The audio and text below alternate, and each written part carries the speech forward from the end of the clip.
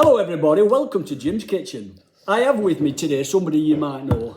Here is a great entertainer, a bloke who I've known for a long time. He's a musician, he's a singer, he's a songwriter, he's a folk singer, he's a comedian, he's an after dinner speaker, he's a radio presenter, he's been on television. Who are we talking about? You! Oh, sorry, that's me. Norman Prince. Nice to meet you, Jim. Nice to meet you. Hey, the first question I'll say, when was it when we did first meet, Norman? I think. Well, we met when it goes back way before the Horton Weavers. Yeah. There was a group. That was it. There was a group. When I got married in 1969, I moved to West Horton. Yes. I was in Double originally, Bolton, and my wife was from Tilsley, and I moved her up in the world to West Horton. Exactly. And I went to the parish church, sorry, to the Catholic church there. Yes. And one of the guys, Mike Austin? Correct. Mike Austin was in the choir. Yes. And I joined in the choir as well, you know. And then I also was involved in a folk club at Horwich. Yes. St Mary's. St Mary's, I think that's probably the first time I saw you at St Mary's. Well, go on, sorry, go on. And they asked me would I run the club. They had a young group there, which was very good, but they couldn't present, so I said, would I do that? I said, yeah, of course I'll do that. I mean, we had Barbara Dixon there. Wow. But anyway, that's another story. Yeah. But so Michael started, and I said, why don't you come to St Mary's? He just got a guitar and he was learning how to play it. So, and we got up and said, yeah, we did that. And then he said, my sister. My sister actually, she's a teacher. She's at Teachers Training College in Liverpool, and she said, and she likes the song as well. I said, and he said she's a good voice. She's a good singer. When she comes back, I said, why don't we get together? And it was just the fun. I said, yeah. So we did that. We had a bit of fun, and we started doing that, and then and we got involved. We opened the Red Lion. That's when we started right. At the Red Lion, which turned out years later to be a wonderful folk club. Best in the country. It won awards, and I've got to be honest, I'd left by then. Well, so had I. It was Pat and Mark. But it was for the world of folk music. They were brilliant. They were some great artists.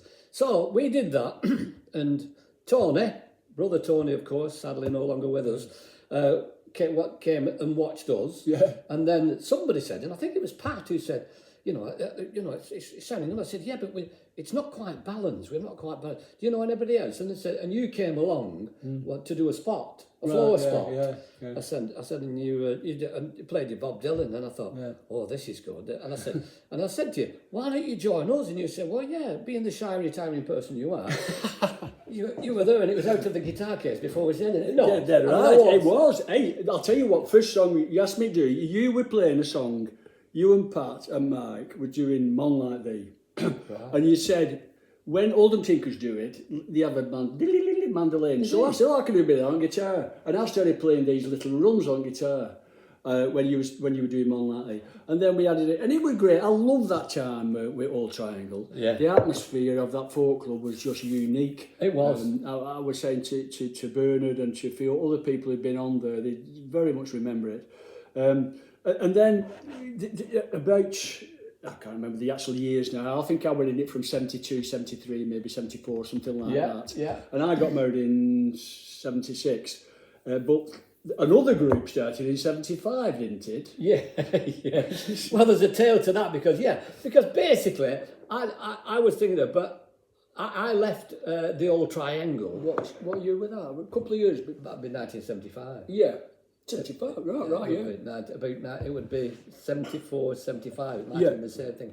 I mean, I'm not going into why. I said, as it turned out, I wanted something different again. I said, and then I left the group, and I wanted a break from the music because I was involved with folk music for so many years before that. I'll not say where it was, just a local club in somewhere in Manchester. Yeah. And I said, so I just wanted something different. So I had a rest for about 3 or 4 months, and then Tony used to come and watch us at the Red Lion, and he loved the music, and he loved any kind of music, as we know. You're a great singer. Yeah, great singer, wonderful voice, and he and then he came with another lad called John Oliver, who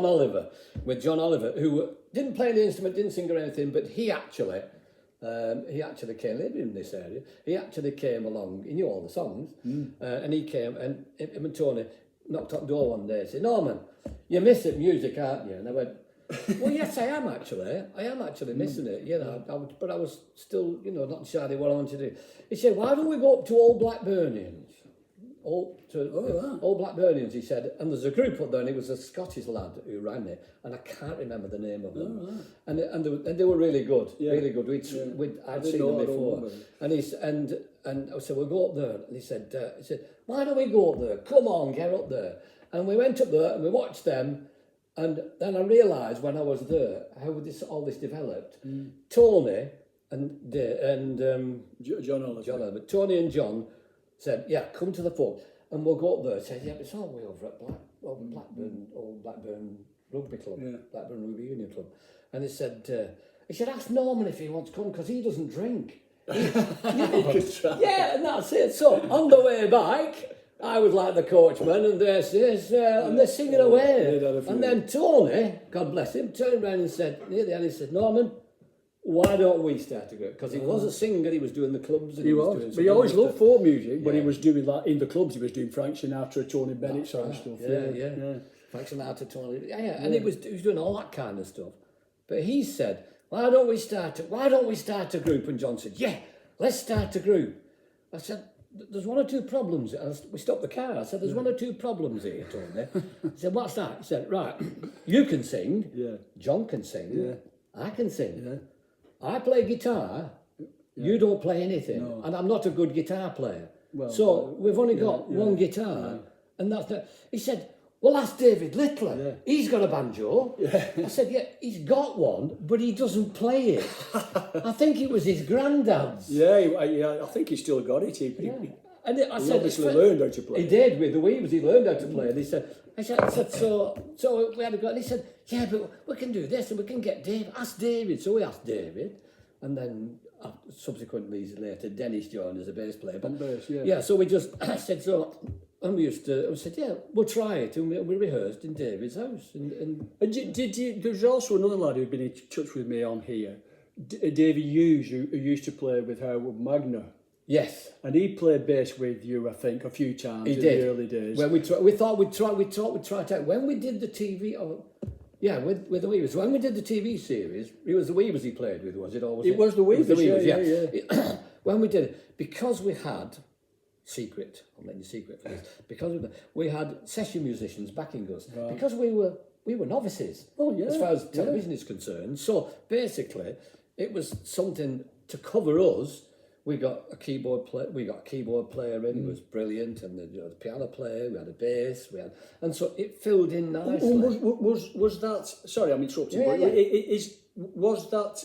At that time, did Alan Falk, the flute player, play as well? Yeah. Right. Yeah. I said, Alan played every wind instrument going. He did. He could play everything. When he joined the army, and I digress, so you'll have to keep me on the track. Just for us days, when he joined the army, and he was in the band, he thought you had to learn every tune in every key. Therefore, he was playing, so that's why, and in the end, he became a great recorder, and he recorded. He was the biggest jingles company in Britain. For adverts on telly? Yeah, because, and for radio programmes, BBC Radio, Manchester, all that kind of stuff, he wrote them, and he wrote them, and he had a studio, and he had a studio at home where he lived, and he was brilliant. And he was such a lovely guy. I know when I listened to the York Weavers' early stuff, where if I told him singing a ballad or something like that, and Alan Falk's come in, I thought, wow, it did add a beautiful. Well, when he came along and he played, because when we were doing the sea shanties, and it's all right singing the sea shanties, but to have the feeling to it. And we said when we did the programme, and we said afterwards, I said, do you fancy joining us? And Foxy just loved music. Yes. He played for the one of the symphony orchestras when they did tours. Any live programme on BBC or ITV at the time, the outside broadcaster used to do at the weekends under the tents. He was in the He was in the orchestra, and he said because he could play every wind instrument. And I said when we used to, and it was the one. For 50 years I've worked in the picture, Oh, yeah. many the change I've seen. When I was young and a man was done, they'd set him on the screen. And we're doing this, and he picked a piccolo up, and he went, and we went, wow, Yeah, just like that. what a difference that makes. When we did Sweet 16, he was on the flute. Yeah. And so I didn't play. I came off the stage then. David played, like you did, the finger with the melody. picking, yeah. And then he played that. And we had a bass player. We had the bass as well. But I came off. Because it's the words and the music you want to listen to, not the fillers. But because he did, and when he did the Blackpool Bell, and he first played the Blackpool Bell, Of course, yeah. and it became, and we went, oh, yeah. that's great. Yeah, I said, well, that's the fairy But grace. in the same way that you just said, you know, you went off and you listen to the core of that Tony's voice, that beautiful instruments, whatever. When you, one of the big things about the Organ Weavers woman and the Old Triangle was your ability as a frontman to sort of guide the evening through. We're doing all these songs, great. We love these songs, like maybe, you know, 10 songs in this half, 10 songs in that. But a lot of it was your patter. And I don't know when you developed that patter, but when I was in the Old Triangle, you used to take Mickey out to me as singing Lighthouse. Yeah. And then you got, because I remember you said the same thing to our Tony, because obviously we were both child. But when did you first get the glimmer that you could do that? Talk like that. Well, there's 2 or 3 stories that could go into that. When I was at Thornley, I'll squeeze you up. You wouldn't have to mention all this, but when I was at Thornley, I was at the grammar school. I was the shyest guy in school, the real shyest guy in I school. can't believe that. But And I used to coach, in inverted commas, where I used to live in Bolton at Great Lever, Mancroft Avenue, which is a rough area. I used to coach the kids at football, you know. And when I say coach, anybody who would say to them, yeah, you've got to do it this way. And I was 16 and they were whatever, they were, you know, 13, 12, 13, 14, and I'm saying to them, and we did training things. I didn't know you did that. Anyway, fast forward, this guy came up and said, I want to put a team in the Bolton Boys Federation. He said, I'm looking for a new team, I'm putting it together, and I'm just watching the way you know, with you. Can some of your lads come and do a trial Yes. at the beginning of the season? So I said, yeah, we'll have a trial. So we did a trial. Long story short, I said to him, I said, can I go as well? Because I was only 15 at the time, 16. He said, yeah. And I went, oh, right. They didn't get in, I got in. Because I used to play football. Yeah. And I got in. When we played in the team, he picked somebody from Manchester Boys, all the places around. They were boys, they played in the really good boys teams. Yeah. And he hand-picked, and I was in the midfield. And I remember saying to him, oh, I'd love to be like, you know, Jerry Thomas there. I said, Manchester Boys, I said, he's brilliant, isn't he? And he said, no, I mean, I'll tell you this now, I'd rather have 11 players like you than 11 players like him, because he just lives the game that he's cocky. Right, and he just wants to flash it. And a lot of them, because they played for the boys' team, they were all doing the flashes. He said, I want a worker. That's what I wanted. I saw what you put in there. And he said, and this is the crux of the matter, and that's why you don't need all the beginning of it. A man said to me once, he said, if you don't have enough confidence in yourself, how can you expect other people to have confidence in you? And he said, that's what you've got to do, and you've got to be upfront with it. And the old adage is if you say it loud enough and often enough, people believe you. I've been a bullshitter all my life. No, between you. So we still no, looking right. Seriously, I've suffered from lack of confidence all through my life in various things. I know. Even though I've had abilities, I knew I could do things, but I still suffer from lack of confidence. I'm a bit better now as I've got older, and I just get on with let's do it. But I know when I was in the early days of the Old Triangle, I was playing like guitar and harmonica and maybe banjo and whatever. It was fundamental to me to have somebody like you get the audience's attention. Yeah. And I have a bit of a laugh, no problem, take Mickey, no problem. But the audience were with us then. That's right. And of course that continued into Organ Weavers, and it became, when you were on City Down, you know, the main, everybody involved obviously, David and Dennis of course. But I mean the thing, but your talk and our Tony's singing and that wonderful backing, you know, that took what it did for me, and I'm as an outsider, it took the folk club world into the mainstream. Yeah. Yeah. And people who say, "Oh bloody hell, they've never heard these jokes." We did it. We did albums. We did songs on that. And the Terry Wheeler, who was the producer, who'd asked us to do it, said to us, he said, can you do this and can you do that one? He saw us wording it. Would you do that song and that song? I said, yeah. I said, no problem. I said, we ran 3 folk clubs at the same time then. No, of course you do. And You were very busy. Yeah. Very busy. So we ran. I said, yeah, we can do that. That's no problem at all. And they were all the songs that the regular folkies had heard and could sing along when it's The Wild Rose or something like that, and they could sing along. Yeah. The guy at the TV didn't realise that people have been singing this all day because folk music didn't get exposed a lot. Yeah. So and we said, well, yeah, we can do this. And each programme that we did 6 series in 7 years. Yeah. Each one was 7 half-hour programmes. Yes. 6 Radio 2 series. They were national. Yeah. Each one 7 half-hour programmes. And when we did the TV, he said 6 songs in the programme. 6 songs in the programme. And I gave him a list each week. Right. I said, blah, blah, blah. That, and then I balanced them out. Yeah. Ballads, sing-along stuff, sea shanties and all that. I said, and that each week. And so I just gave them to him. He gave them to the musicians. They could all play them. They were Tony Christie's backing. Was it really? Tony Christie's band. Fantastic. Yeah.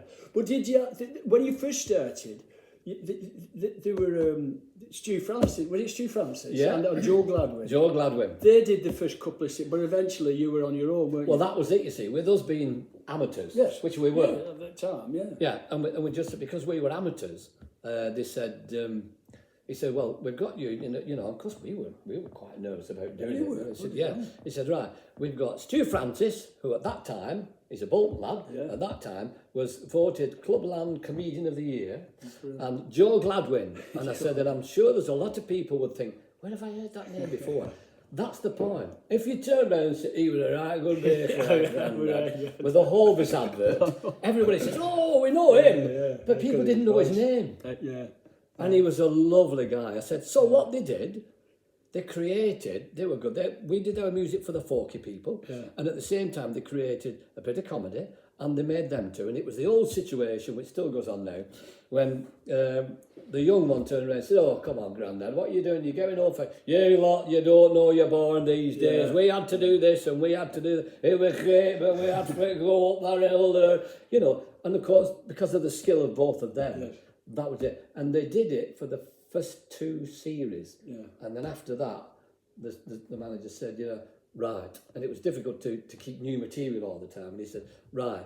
He said, this is now yours. It was always our programme. He said, but that was a corner we put in I think to balance right it. Thing, and I thought, But how did you bridge that? You fill that gap in after they'd gone, presumably. And I did watch these programmes, which a long time ago. But did you used to do stuff like the same stuff you did live? Your fill-ins, your talk, your jokes. Well, that was again. Because it was, I suppose I was the leader in that sense. I'm not taking anything away from the rest of the band, Tony or anything. Tony was the lead singer. If it was music and the albums, that's who you focus on. That's right. My job was to get on the stage, as you said, get the contact with the audience and keep them busy in between the songs while everybody got ready for that song. And that kind of thing, when we did the TV series, they said, the producer had seen us and he said, I want to do that. I want you to do that and do that. And, he said, do you want to do your own gags or do you want a couple of script writers? So I thought, well, if we do our own gags, once they're on television, they're gone. Yes. You can't do them again. You can't do them again. Yeah, it doesn't matter how many live gigs, because people say, oh, yeah, he did that. Because that happened to the comedians. When the comedians went on television, they were all unknown. Yeah. The real good comics, Bernard Manning and people like that. Then they did all the stuff on the series. When they went to do the clubs, and they started doing the gags, they're all saying, oh, it's all done on telly last week, we've heard that one. It's a difficult... And he said, I said, no, we'll have two script writers. And the stuff they did was crap. The script? No, it was honestly, I told the guy, I said, no, what we need to do, after a couple of shows, what we need to do the structure. If you do it, this is the kind of gag I would do. Blah, blah, blah, blah, blah. This is it. You go to here, that's that. And the punchline comes out there. Right. And he said, yeah, no problem. And when we did the programme, the week afterwards, when we recorded it, and in the script was the gag, the particular gag, and all he'd done was changed where people had been. So it was the same gag. The punchline was the same, and he did. And I thought, I might as well have done it myself. And so after that, I said to Terry, I said, do you mind if I change? Well, he said, no, what? He said, I said, and I tell about this story. He said, yeah, I thought that as well, because I thought you'd done it when I saw you. I said, yeah. I said, leave it up to us. We'll do this. We don't want a lot of gags in, just a bit of fillers, and we'll banter the comedy into it. You know. That is great, because it's been a fundamental part of Alton Weaver's history. Keep folk smiling. The jokes and some of the funny songs. That's why I decided when we did, after we'd done the albums with Folk Heritage, our first folk albums, we started recording them on our own label, and we sat there at our house, at David's house, and I said, well, our own label, we can do this now. Yeah, we'll do this. Squirrel just run past. Sorry.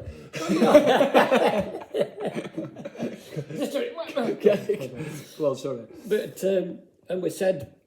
I said, right, what we'll do? Yeah, what we're doing. So we need to think of a label. But, you know, I said, and it's got to reflect what we do that's different than the other folk groups. Absolutely. Because when we did Folk Heritage, Alan Green, who recorded a lot of the older, he loved folk music, and he was a guy. He did 4 albums for us out in the wilds of Wales. And he said to me, you know, this is one of the things he said. The thing that makes I don't want this to go on, but the thing that makes the difference between your group and the others is you.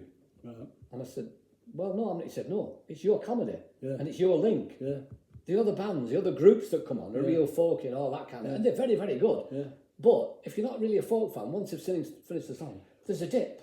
But that's what I say. You bridge that gap between the established folk club atmosphere, which was a bit snobbish, really, in a way, a bit cult, you know, elite. Well, they were very jealous when people, if somebody got up at a club and plugged in an electric guitar, they complained. They were it's like when Bob Dylan. Oh, I think exactly. At the Isle of Wight, the festival at the Isle of Wight. Well, it was before that actually, but yeah, when somebody shouted Judas when he went electric. Yeah. Now, what I want to do, because I ought to keep these videos, we've got to keep. Me and Norman could talk for hours, but we're going to leave it there for this video, and we're going to do a couple of songs, and I'm sure we will be getting together again sometime in the future. But thanks very much, Norman. It's a pleasure. It's been lovely. Nice to see you again. Cheers.